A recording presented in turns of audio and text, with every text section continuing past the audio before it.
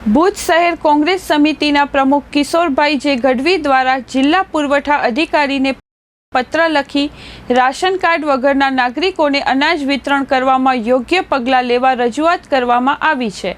પત્રમાં જણાવવામાં આવ્યું છે કે હાલના સમયમાં રાશન કાર્ડમાં કેવાયસીની પ્રક્રિયા પૂર્ણ થઈ શકી નથી, ત્યારે સરકાર દ્વારા આવા લોકો માટે ખાસ પદ્ધતિથી રાશન આપવાની વ્યવસ્થા થવી જોઈએ।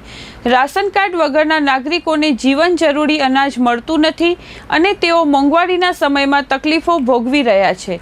કોંગ્રેસ સમિતિએ 10 જેટલા આવા લોકોને દાખલા તરીકે રજૂ કર્યા છે, જેમણે અગાઉ રાશન મેળવ્યું હતું પણ હાલ કોઈ કારણસર યાદીમાંથી નામ દૂર થવાથી રાશન મળતું નથી। સમિતિએ માંગ કરી છે કે જિલ્લા કક્ષાએથી તપાસ કરીને આવા લોકો માટે વિશેષ વ્યવસ્થા થાય અને તેમના ભોજનના અધિકારની સુરક્ષા થાય। કચ્છ જિલ્લા કોંગ્રેસના અગ્રણી કિશોરદાન ગઢવી, ભુજ નગરપાલિકાના વિરોધ પક્ષના નેતા કાસમ સમા, ફકીર મામદભાઈ કુંભાર, હાસમ સમા, એચ.એસ. આહિર સહિતના લોકો રજૂઆતમાં જોડાયા હતા। રાશન કાર્ડમાં ઈ-કેવાયસી કરવાની કામગીરી છે એ બહુ લિમિટેડ જગ્યાએ થાય છે, એના લીધે તમામ લોકો સુધી આ વાત પહોંચી નથી અને ઘણા બધા લોકોનો ઈ-કેવાયસી બાકી છે। એના લીધે ઉપરથી જ એમનો જે અનાજનો જથ્થો છે એ કપાઈને આવે છે।